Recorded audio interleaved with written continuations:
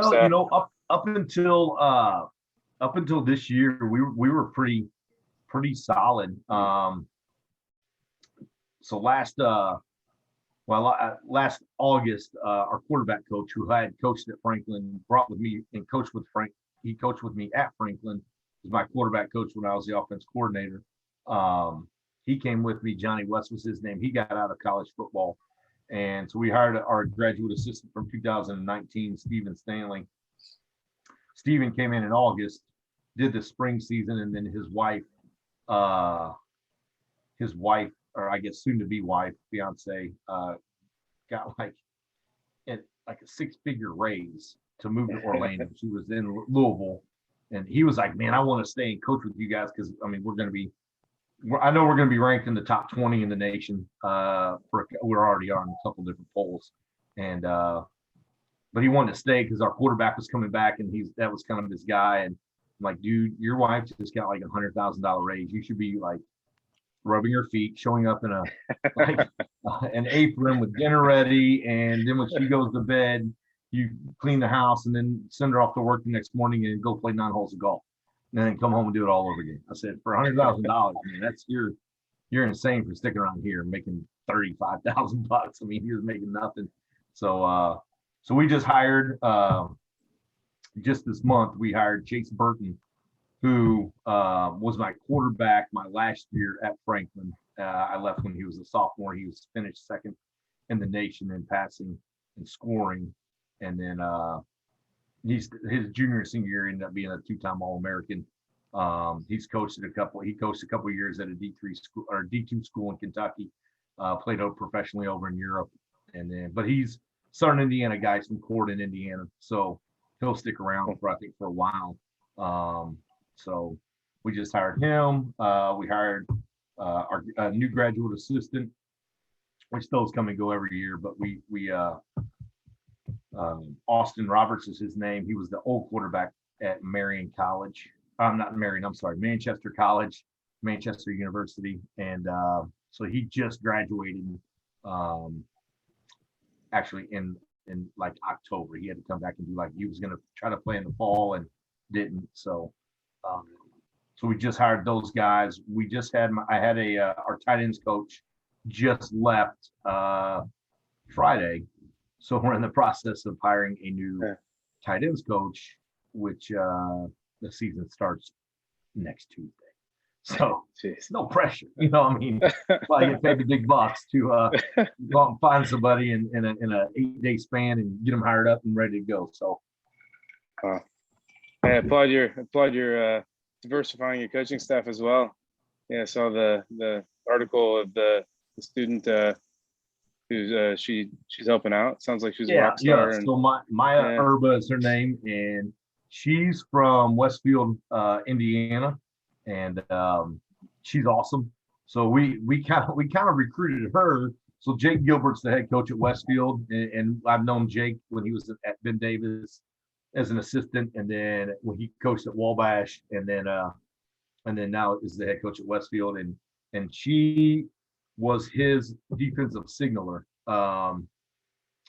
while she was there, and she was kind of like the breakthrough one, and now that's like the thing now for like girls to be the offensive and defensive signalers at Westfield, and so we kind of recruited her. It was either like us and Hope and I think one other school down in Florida. And but she's kind of jumped right in. Like she's coming in a couple of days early this year. Last year, she just kind of showed up as a player. And we just kind of, all right, we kind of helped her as she went. And but she runs linebacker drills. And pardon my French, she doesn't take shit from nobody. I mean, our guys have mass respect for her. And but I think that's what she wants to do. She wants to kind of get into the college coaching business. So we took her to the University of Indianapolis, had like a ginormous mega camp. I think they had close to like 1,500 kids there. And with all the restrictions now, I'm talking IU, Purdue, Ball State. I saw everybody but Notre Dame. All their coaching staffs were there, or at least reps from it. The entire Miami of Ohio coaching staff was there. So like Kaler was there. Izzy, Scott Esfordine, who was the quarterback when I played. as well. He was there. So as we went around, we introduced her to all the coaches that we knew that all had like a Hanover connection. And, they, like when Chuck Martin knows who Maya Urba is, that's a good thing. He's the head coach at Miami, Ohio.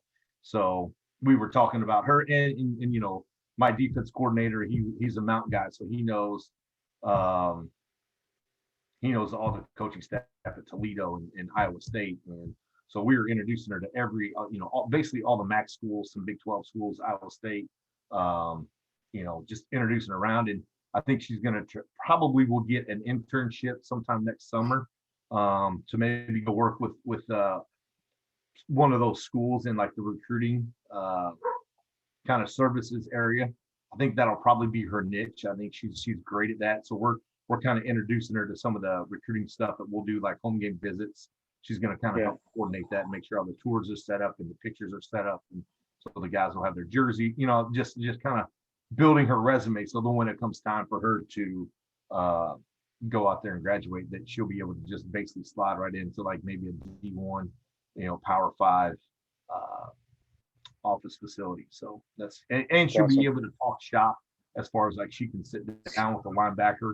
And we talked today in our staff meeting about, maybe even down the road,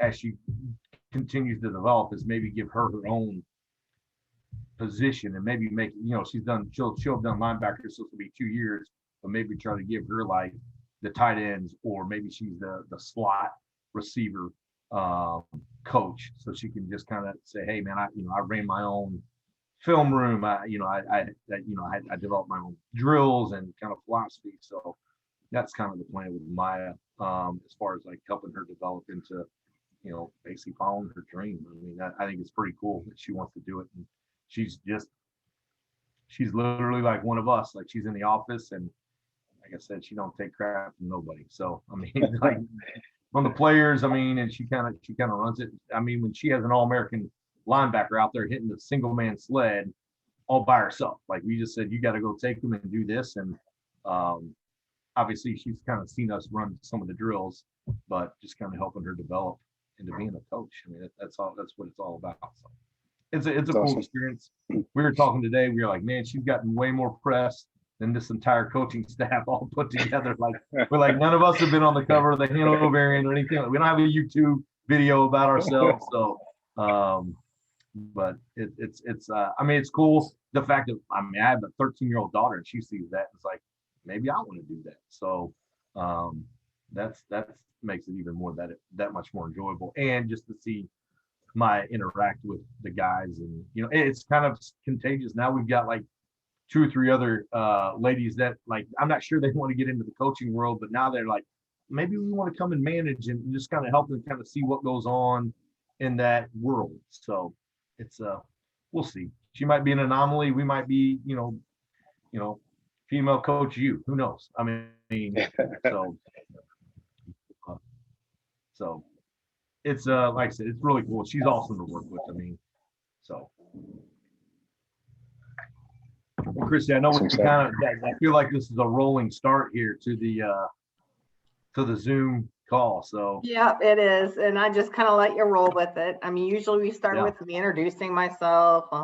Christy Hughes, Director of Alumni Relations, and then send it over to Matt. But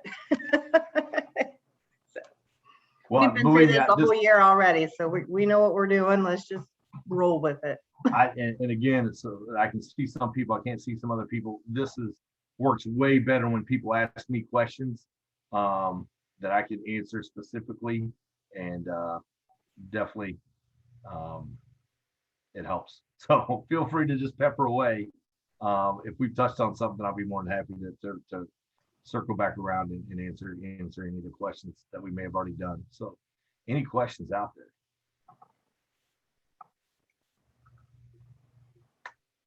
If so, go ahead and unmute yourself if you'd like us to see you. Let's see you. I got one, Matt. So as far as, did your 2 kind of star running backs, did they both graduate this year? No, they're both back. They're both back. So awesome. We actually have like what we've been calling like super seniors. So we have 5 guys that are all coming back because of the COVID extra year of eligibility. So the two running backs, since you mentioned those guys, so Sean Cohen is a kid out of Evansville North High School, but he really came to Evansville via California. He's now the all-time leading rusher in the history of Hanover College, and has a whole nother year to go. And he's awesome. We actually, because of last year, we didn't really know the kind of what the whole process was going to be. He actually sat out last fall. We knew when the season got canceled, he just sat out. His dad's been transferred 2 or 3 times. They currently live up in New Jersey, so he's been in New Jersey the last 2 years. So he's coming back, and he'll graduate in December. And then Walter Ballinger is also he's another first team all conference running back, and Walter just continues to get better and better and better. They're kind of you would think having 2 running backs and only 1 football, but those guys are their biggest cheerleaders. They're kind of a thunder and lightning kind of sequence for like the old USC team, as far as like, what Sean does really well, may not be Walter's cup of tea, but Walter kind of does some stuff that Sean doesn't do super well. And they both have really, really, what I love about it is just seeing them both as a freshman, where when Walter came to us as a freshman, he couldn't catch. That was his knock. And in our offense, if you played running back, which Philly you did, you got to catch. We're going to throw you the swing and the passes. Sorry, we never threw the tackle throwback pass goodie, but Walter's really developed and worked on his hands over his 4 years, and Sean has really become like a more complete back, where he blocks, catches, and has made himself real durable. And it's just nice to have a 1-2 punch like this spring. Sean had an ankle tweak, and we kind of knew going into the spring that if any of our dudes got dinged up, we were just going to pull them. And so Sean got knocked out of the Rose home again with an ankle, and Walter just carried the load and ended up leading us to victory, and we ran behind him. And our whole offensive line is coming back from the spring, which we've got 1 senior coming back, and then we'll have 4 juniors starting as well this year on the offensive line. So we've got some nice depth there, and some young guys that will continue to grow and get better. So those are the 2 running backs. Jared Frank will be a 5-year starter for us as well, wide receiver. He's just he really dedicated himself this summer to the weight room. Just saw him. Actually, he was in Costa Rica and had to be helicopter evacuated because of the flooding that was happening down there. His hotel was flooding, so he had to climb up on the roof and jump in a helicopter. But he's been really, really kind of dedicating himself to the weight room. We're excited to have. He was kind of our go-to receiver last year and last spring. Just he was the guy that had the most returning starts, and then so those are the 3 guys on offense. And then we've got Kyle Trieber coming back. He's our kind of all-American linebacker, one of the top 50 defensive players in the nation after the 2019 season, the offensive MVP. And he's really freaking talented. He's kind of our Kevin O'Donohue. We sat him out in the spring. Just he had an elbow injury, and our doctor just, we knew we were playing for a conference championship, but we thought we could win without him. And we had a really good freshman from Georgia that we just gave him all the opportunity to play. And Kyle practiced with us every day, but we just didn't want to get him banged up. So he's sitting at about 6'3", 235 right now. Probably put on 15 pounds this summer. So we'll move him to Mike, and then we'll take our freshman from Georgia and leave him at the will position. They're both freaking really, really athletic. Probably as athletic as I've seen, at least that I've been coaching, probably since 1995, when we had Kevin O'Donohue and Adam Theobald and John Davlow. It's that type of linebacker unit right there. So guys that could all go play in space and make tackles and are really good leaders. So trying to think of the other super senior that's coming back. Walt, Jared. I think that's about it. Maybe we just have 4. I thought we had 5. And then we've got a really good group of seniors coming back. So we will have a kind of a 5th-year quarterback as well. Matt Weimer will be our guy. He started all spring for us, all 4 games, and got better each game, threw for more yards. And as people started trying to take away Sean and Walter, it opened up more stuff in the passing game. So, but he's going to play this year as really a redshirt junior, and then he plans on coming back next year as a 5th-year senior as well. So that COVID year is kind of helping us different spots. So, what other questions we got?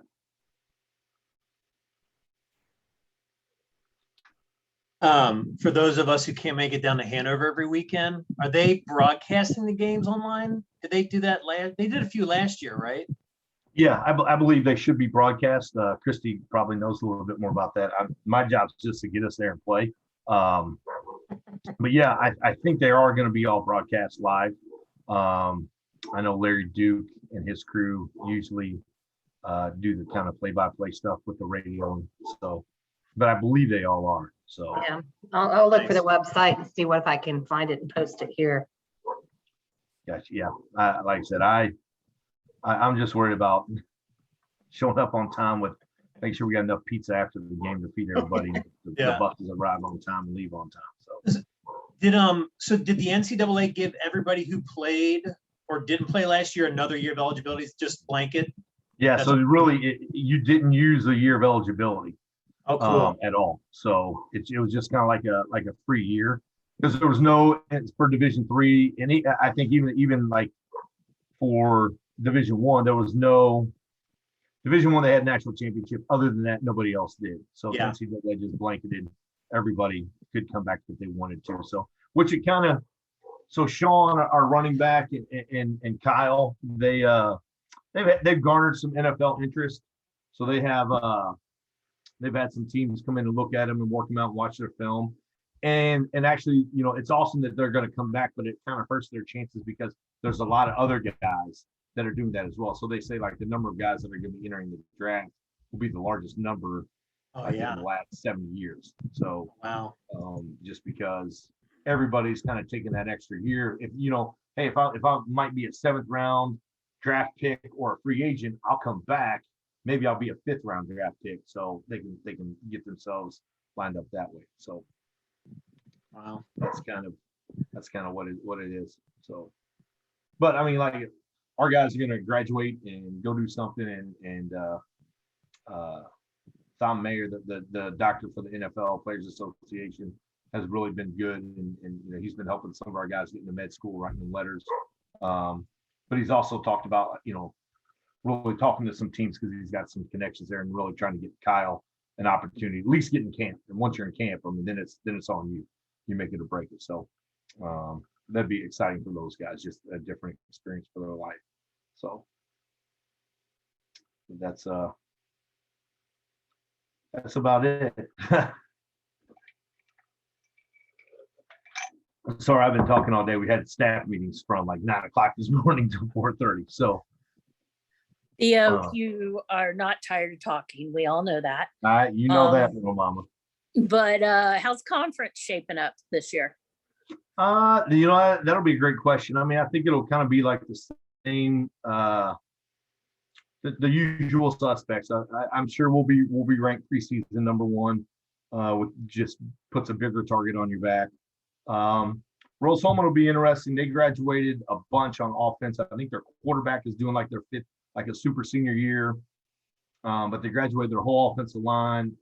I heard their best receiver had graduated, but now we're hearing maybe coming back. I'm not sure. Defensively, they'll be good. There's a lot of new assistants and coordinators in the conference. I think Franklin will be better. They started a bunch of freshmen last year, and so they'll be better. They're getting some good players, some kids that we can't touch academically, but it is what it is. And then Mount St. Joe will be I think we'll be kind of like that top 4. So in the conference, Mount St. Joe's got a really good kind of the dual threat quarterback, big running back looking kid who can throw the ball. They had some athletes. I think they unfortunately lost their best running back right before we were supposed to play in the spring. He tore his ACL. He was like a 3-time national qualifier wrestler guy. I mean, he was a dude. But he tore his ACL, and we had a young man tear his ACL about a week later, and there's no way you can really be back for the season. I don't think and be 100%. So I think those would be the top 4 for us. So right now we're just really trying to get everybody's medical physicals done, and trying to get everybody to show up for August 10th. So that's our moving day. So it's just right around the corner. Michael Richardson, do you have any questions? There we go. How we doing, bud? Good, man. How are you? Good, good. Hey, how did last year with COVID, how did it affect recruiting this year? Or did it have much of an impact? We initially, it totally, well, number one, like at the end of April, going into that first week of May, I think myself and the staff and the team were just totally exhausted because we were coaching a season of really unknowns, getting tested every Wednesday at 6:30 in the morning, trying to put a game plan together, knowing that somebody may not be eligible to play because they might get bounced from COVID, and recruiting all at the same time. And it was pretty exhausting. And we kind of thought like, well, because of COVID, it might be a little tougher. Luckily, Hanover was one of the schools that kind of opened up and allowed individual visits and masks, and there's certain social distancing stuff we did. Our goal was between 35 and 40 guys, and we ended up getting with our transfers about 50 to 51. Technically we have a young man that was kind of enrolled at school from Brazil. He's a kicker, but he was never on campus. So I think we have 51 new guys coming into the program. So was better than we thought it was going to be. We just had our medical screening day on Friday, so we had about 75 to 80 guys there, and some of our freshmen look really, really good, like totally different than what we did 6 years ago. So, and like I said, we've got couple big dudes coming in from Georgia, a couple of D tackles is where we really needed help. We've got some really, really talented young freshman receivers. Hopefully they can pick up the offense. We ended up, our number one quarterback told us in November he wasn't going to play football because of a family situation. Called us in May and said, hey, I want to play. So that was great. But we kind of told him like, hey, if you commit to us, we'll stop recruiting quarterbacks. But if you don't, we've got like 7 or 8 guys that are kind of in the hopper, kind of like those second tier guys. He told us no. So we went out and got like 5 other quarterbacks coming in, but which is good. We only had like 2 for the spring. So we were pretty thin there. But I think we've got 3 or 4 really good freshman quarterbacks that are all a little different. But again, they can do everything that we want them to do, is throw the ball, kind of run that RPO, Oklahoma style offense that we've kind of been running the last 2 years. And got a really good running back in from Columbus North, actually one from Columbus North, one from Eastern, a really good slot, couple of good slots, one from Meade County, another kid from North Putt, Bloomington South, Princeton. We've had a nice little pipeline with Princeton High School. Devontae Hardiman is, I think they put him out as like the 16th or 17th best DN in Division III football this year. And he's just technically he's a junior, but I think he'll probably come back for his 5th year. We've got him, but we also picked up his cousin, who's 6'4" receiver that had a interception return for touchdown in high school. In the same game, had a kickoff return, a reception, and a fumble return for touchdown. He scored all 4 of their touchdowns for his high school. So we've got him coming in, and we picked up some good DBs, I think. Some guys that we're really excited about. So I think our freshman guys look different than each year. They kind of get bigger, stronger. We've got I think it will be a really, really great kid from Franklin Central, by the last name of Massey. He was a state wrestler, and I think he's going to be really, really good. I think he'll be another name that'll be get thrown out there for 2-3 years, 4 years as a really good player here. So, and some other, I mean, our freshman class I think is pretty deep. We've got some depth at D line, so I think we can probably go with senior through freshman. I think we'll have 8 guys that can go in and play, and there's not going to be a whole lot of drop off. So that'll be pretty high level guys. So, which is where we need help at, and got a couple freshman DBs, like I said, that'll go in and compete. So, but we also have some good young guys that suck it out all spring that'll be sophomores that are going to get their opportunity to play as well. So, but hopefully that answers that question on recruiting.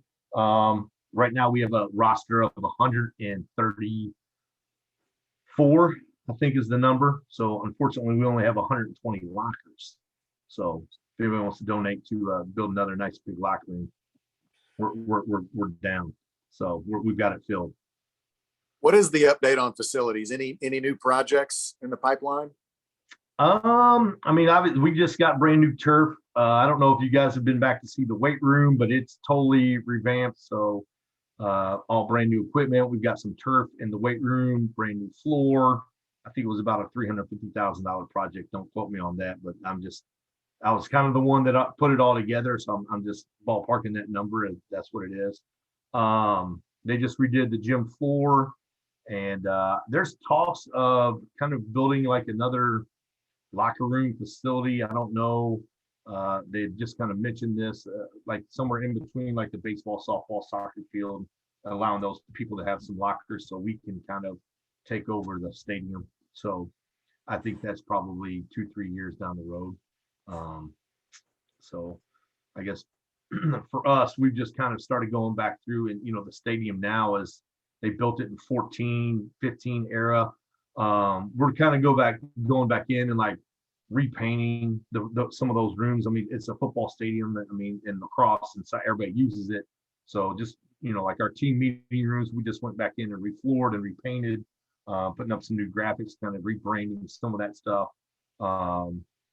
We're in the process of trying to find a spot within the stadium to kind of create a players lounge. I think that's one of the things that we lack out there is, I think our locker room's adequate as a locker room, but when a guy has to come in and wait to see the doctor and he's got to sit over in the stadium, they just don't have that place to go and just hang out and make the stadium kind of feel like their own. So we're kind of investigating some different areas to go there, and we've got our eye on a couple rooms. It's just we've got to find some place for some other stuff that's out of the stadium. So.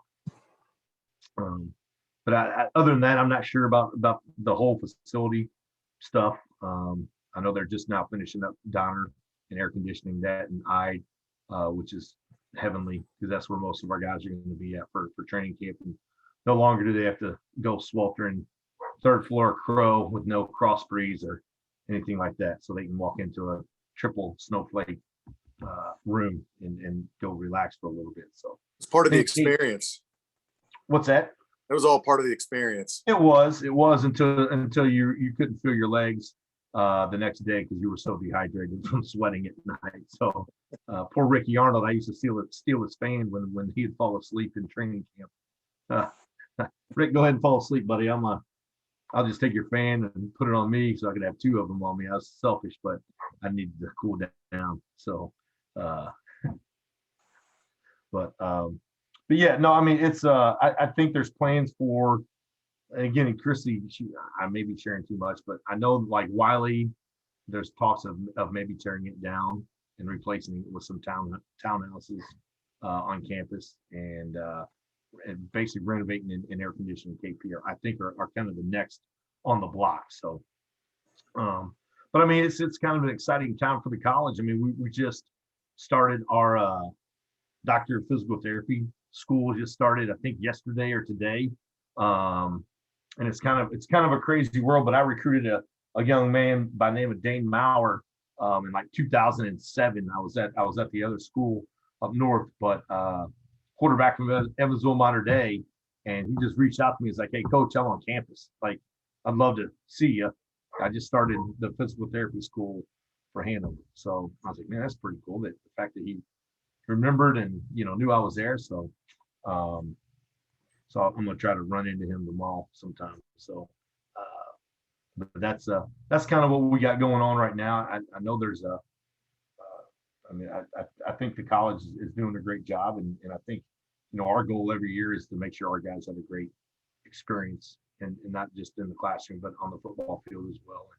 Like you guys, man, just have memories to go back and that's all we have now. I mean, hurt knees and hips, but and a lot of great memories of being young and dumb and running around that stadium and the campus. So I think that was the goal for Wayne Perry, and to win football games and graduate guys. And I think that's kind of what I've tried to tailor this program to be over the last 6 years. So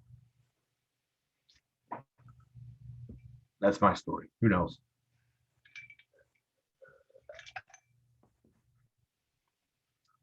What other questions you guys got? How do the playoffs work now, Coach? So is it you win your conference? Yeah. Or is it more?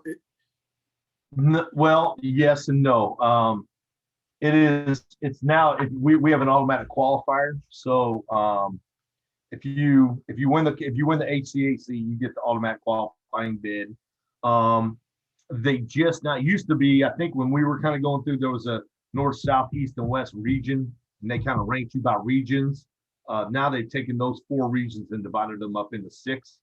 I am actually on the regional rankings committee for the Midwest. So they just kind of diluted it. So it's really like the HCAC, the NCAC, which is the Wabash, Wittenberg, DePaul conference now, the Michigan League,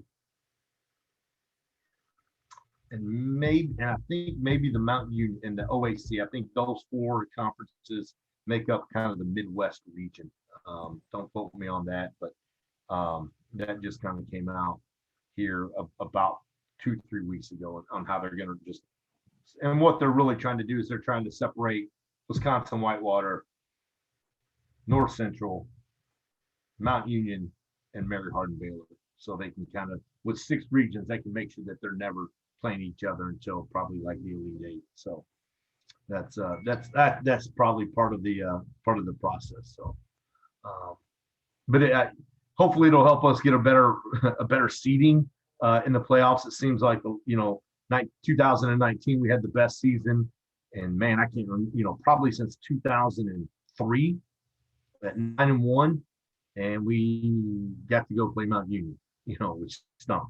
So, but we, part of that's on us. We got to go win another conference championship. We got to finish 10-0 and get to the national playoffs and hopefully host a game. I mean, that's really what I love about this senior class, the super seniors. That's kind of the goal that they've set for themselves, is to make it to the playoff. That's why Sean and Walt and Kyle and Jared have all decided they're going to come back. They want to win in the they want to win the conference championship. They want to win a national playoff game, and they want to practice on Thanksgiving Day. And that means that we've made it to that second round, which I think D3 level, we've only done that one time, and I believe that was in the season of 2000. So again, I think back when we played back in the 90s, there was only 16 teams that went. So you technically were in the round of the 16, but since they've expanded it, we haven't won any playoff games. So that's kind of the goal, is to go practice on Thanksgiving morning, wake up, practice, eat some turkey, and then hopefully jump on a jet and fly to Wisconsin or Texas or wherever they're going to send us for that Sweet 16 game.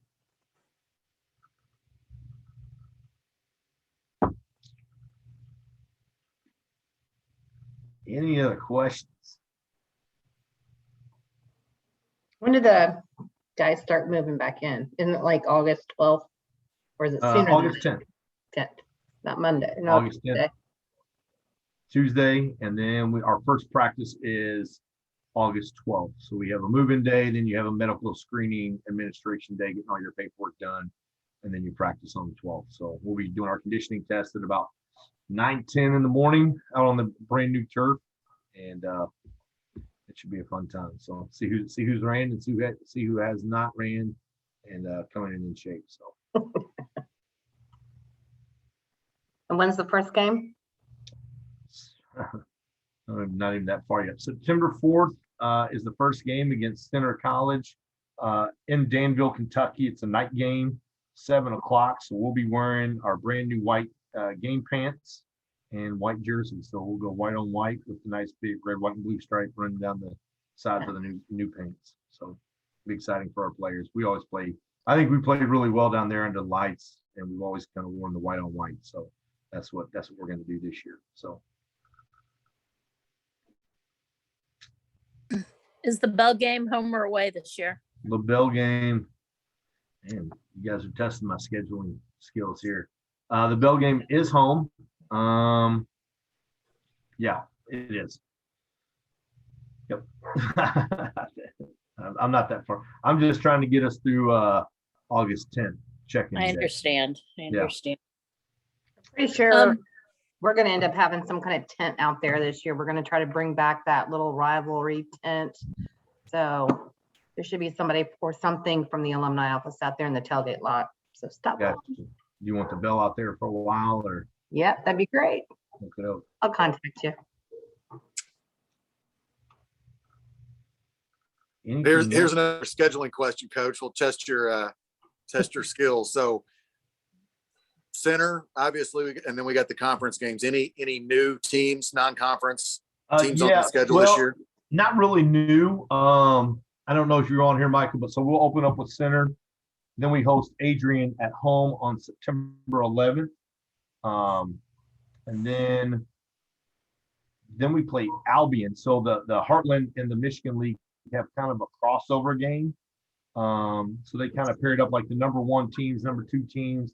So we're this year on all the odd years, it is the home games are with the Michigan teams. On the even years, they're down at the HCAC. So we're up at Albion this year, which they're good. I don't know. I think they shared or were part of the conference championship or were the conference champs this past spring. So they're pretty good. I saw them beat Franklin back in 2019. Super athletic. They throw the ball all over the place. It'll be a good game. They're big. So we only saw them. I think they played 2 games against Adrian, maybe last year in the spring, and maybe one other one against Trine. I can't remember their exact spring schedule. It was kind of weird.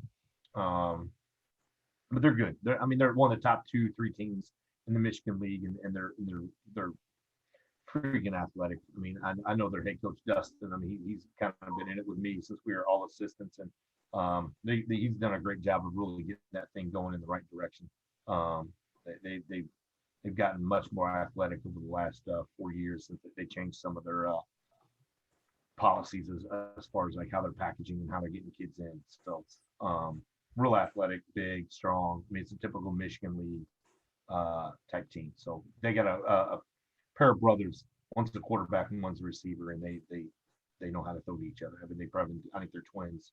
They've been doing it their whole life. So, and actually, there's kind of the women's lacrosse coach came from Albion, and then Jody Ray May. I don't know if you guys remember him. Coach May was with us there in the 90s. I can't remember what years he was there exactly, but he's actually the men's basketball coach up at Albion. So it'd be good to see the 1-2 kid. So any other questions or anything? You guys do this every week? I can. But I'm gonna need to get a sponsor here. Like now we have this whole national name, image, and likeness recognition. So I'm just looking for anybody that wants to be a sponsor for the Coach's Corner. I'll be more than happy to jump on it once a week for 30 minutes. And, we can do this, and I'll give you guys the game plan for every week. If you want, just don't share it with anybody. Well, they're always better on location. You get those screaming fans in the background. Well,